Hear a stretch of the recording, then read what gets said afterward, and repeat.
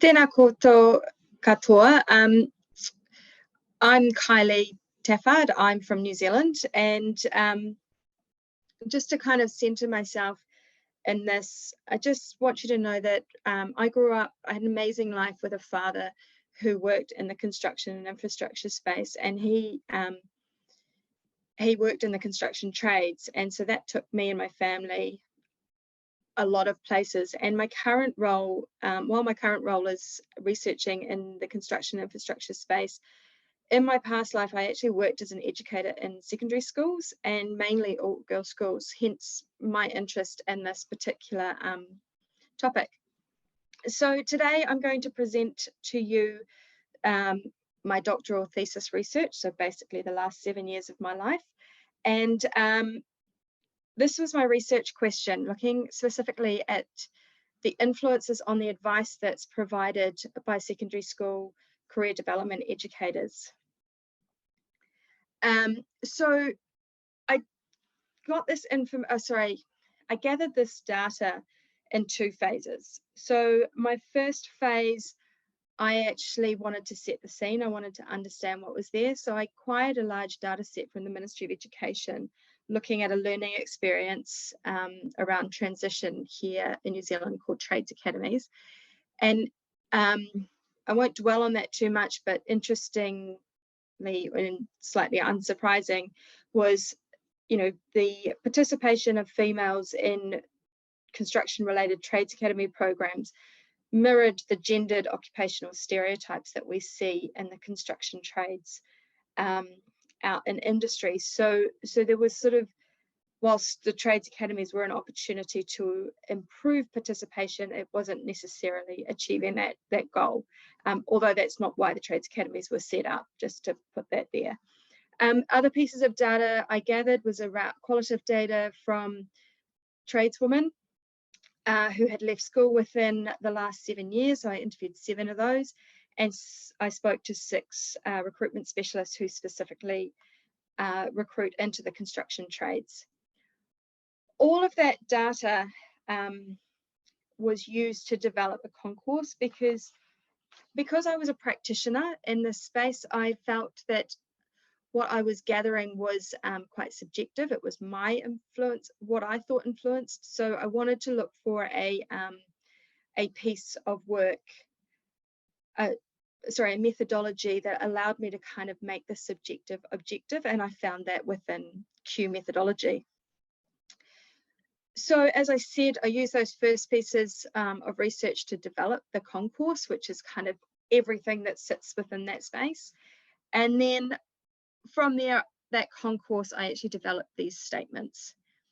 And in my final phase of research, I actually spoke to 6 career development educators, where I gave them these statements to actually sort into a quasi-normal structure and then use that to analyze. And I actually got 2 factors that came out of that, and they were specifically around the conversation, and that was the student and the career development educator. And it was really interesting how clear those 2 came out.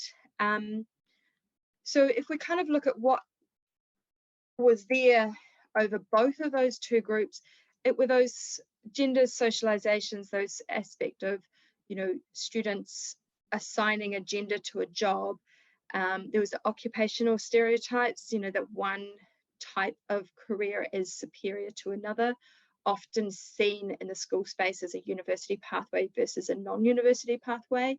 And also those gendered occupational that gendered occupational segregation that you see in the construction industry as a whole, not necessarily just within the trades.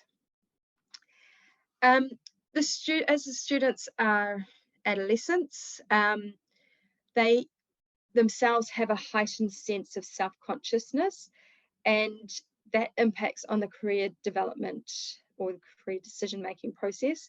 So the career development educators actually saw the students and their interests as the biggest influence on the conversation, and that basically formed the conversation. And there was this concern that if they didn't do that, the relationship would be broken, and that relationship was really important, and that was highlighted by the tradeswoman that I spoke to, who really felt that if they had a good relationship, they were more likely to move. They did move into the trades a lot quicker than those that didn't have that relationship. Another aspect that was discussed by both career development educators and recruitment specialists was that actually young women, they're just not interested, or women in general are not interested in the construction trades. Often the recruitment specialists would not see females that are applying for those roles. And it was not just in the construction trades, but actually all trades. In one case, there was a student who was more comfortable transitioning into a hairdressing course, so into further classroom type training, rather than going into an apprenticeship model that they didn't quite understand. And so that to some degree could be linked to those occupational stereotypes, that the on-job training may be not as valuable as the classroom-based training. As a previous speaker talked about, actually, that level of confidence, career development theory does place an importance on a young person having that self-efficacy to follow a career pathway, and that includes the belief that they can complete those required tasks. This particular research that I'm talking about today indicated that young women just didn't sort of feel that they had the skills and experience to consider a construction trade. But where there was interest and support, and they got the opportunity to do a learning experience, and one situation that was like work experience, it actually really successfully supported that career pathway. Perceptions of the construction industry as well, and specifically around the masculine nature, or that the trades are for men, and that kind of came from a tradeswoman who actually said, she saw herself growing up and getting a job in an office and wearing a pencil skirt rather than getting her hands dirty. And so there's this kind of concept that you might have to become a male, or more masculine. And interestingly, there was a recruitment specialist who talked about a young woman who turned up to a job interview with really beautiful nails, and this recruitment specialist disregarded her for the job because she assumed that this young woman didn't know what the job entailed. She was almost too feminine for the job. And there's also a discussion around the school culture, coming back to those occupational stereotypes, that there was this prioritization of a university pathway over that trade pathway. And this was more perpetuated by the other teachers, not necessarily the career development educators, where, the career development educators would be like, I just wish teachers wouldn't say things like, oh, you're not doing well in my class, how about you go see the trades department, kind of seeing it as a this or that kind of option. The tradeswomen that I spoke to really felt unsupported by their schools if they indicated that they wanted to go into a construction trade. And this was because they felt that that university pathway was seen as superior, based on the teachers' perceptions. And there's also the school of thought around, if you get poor grades and you drop out of school, that's kind of a masculine trait. And so that gendered aspect of not wanting to sort of be like a male kind of kicked in again there. Often adolescents would look to peers to kind of gather information about their careers. And, this kind of led one career development educator to think, well, maybe it's because I'm working in an all-girls school and they don't have their male peers to talk about the trades. But that lack of interest in the trades was also seen in co-ed conversations, so that wasn't really there. But there was also this pressure to follow the same pathway. So if I'm in a group of 5 students and 4 others are going to university, I'm actually going to have to really make a choice to break away from my peers and do something different, which is really hard. And one tradeswoman talked about the fact that her friends who went to university, they'd go out drinking on a Tuesday night, and she's like, well, I have to go to work at 7 o'clock in the morning. So missing those social experiences. But there was also one tradeswoman who actually none of her friend group from school spoke to her anymore because she'd made that choice. And the final one is whānau, and whānau's family. And that influence on the student was positive sometimes and sometimes negative. And the career development educators felt they often had to coach the students into how to have conversations with their parents to choose a trade pathway and for young women to go into a non-traditional space. So they had to the student had to convince the parents. But even with all of this work, there was always this knowledge that the family would potentially override that conversation. Now, you've got your student and you've got your career development educator. And whilst they're also impacted by their own beliefs and socializations, there was sort of this consensus that young women should be able to choose. They can do whatever they want.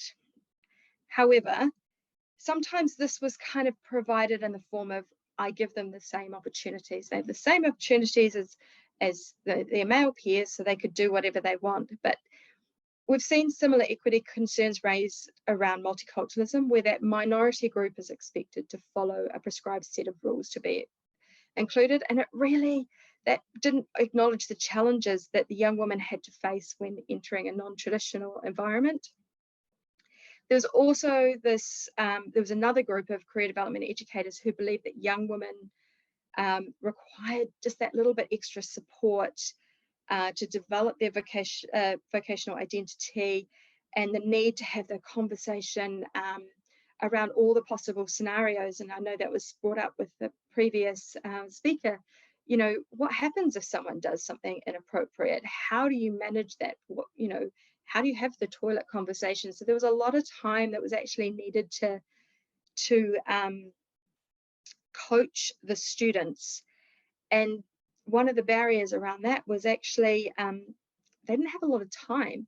There's sometimes only one career development educator for a number of students. And that time availability was based on schools' leadership and their decision on how to allocate the financial resources. But there was also this feeling that the school leadership was supportive of an equity of pathway, promotion of all different pathways. And it was the teachers themselves that were actually perpetuating that kind of idea that trades are not a valuable pathway. And, many of the many of the career development educators had to spend some time coaching their colleagues in terms of viable pathways and why it was a good pathway. Again, come back to that time factor. But there was a lot of enjoyment that talked about students who were perceived as kind of academic and chose a trade pathway, and they were out there living their best life. And that brought a lot of joy to the career development educators. But there was also this kind of unconscious bias that came out in a couple of conversations where if a student came in and talked about wanting to be a builder but had good grades, then they would talk about the opportunities at university, within the built environment, but didn't have that conversation with everybody. So it was kind of like, well, you're okay, you can go to university, but you'll be fine in the trades, kind of perpetuating that sort of occupational stereotypes.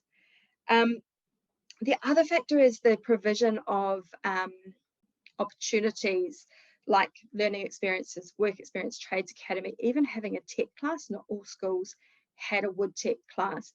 So by not having those experiences meant that these young women just couldn't even make that decision that this was a possible career pathway. Kind of coming back to that time thing, also there was this volume of information that came in around different careers, industries, educational providers. And so it meant that the career development educators had to prioritize, and often that prioritization was based on the majority of the students' interests. And so they would engage with that media and not necessarily the other industries that sat around. There's also a concern around the complications around an apprenticeship pathway. You compared to enrolling in a tertiary provider where they turn up to class, a student had to find a job with an organisation that was prepared to support them into an apprenticeship, then they may or may not enroll them in the apprenticeship, and all of those kind of things made it really complicated. And then if you think about the complications of females gaining employment in non-traditional spaces, it just became a lot harder for these students, so for young women, to necessarily go into the trades. And so it was really difficult for the career development educators to navigate that. Some of them looked to providers, like apprenticeship providers, but again, that was really based on a relationship with one person, which if that person left, it wasn't there. So these pathways just really weren't easy. Again, coming back to coaching, how do you coach a young woman who might go into a job interview and be questioned about whether they've got the right physicality to do something when they're, them themselves are quite young and can't cope, don't know how to manage those situations. Also, the reputation of the construction industry. There was always this perception that the construction industry just didn't want young women, and sometimes that was actually not just young women, young people, because they would go out and try and get work placements, and the construction sites would just be closed door, and they'd say, oh no, we can't have someone because of health and safety or something like that.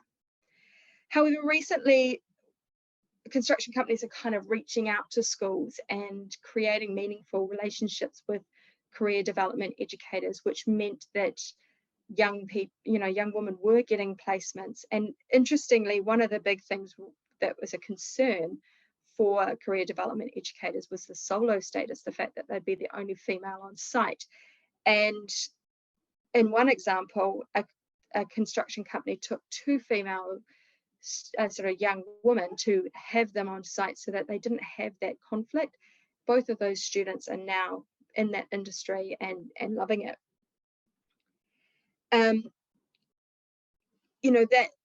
That was also, that solo status was experienced by tradeswomen who would ask recruitment specialists, would there be other tradeswomen on site? So it wasn't something, it was something that the older, more experienced tradeswomen were looking for, which made it really challenging for the younger woman to deal with.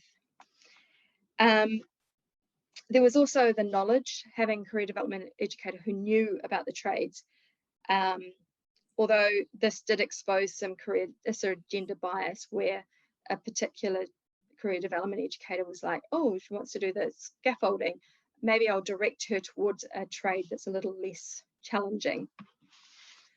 So just to wrap up, because I'm probably over time, career development educators need to be supported to understand their bias.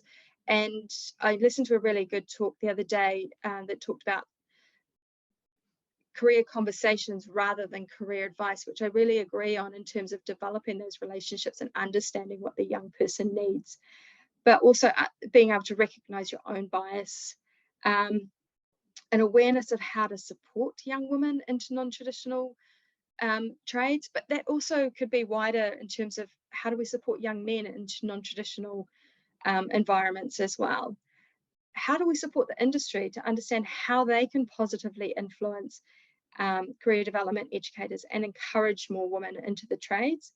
But also, how do we support them to understand that their culture and the impact of that culture, what that has on the external people looking in, and part of supporting that is how do we support them to make meaningful connections with schools to help.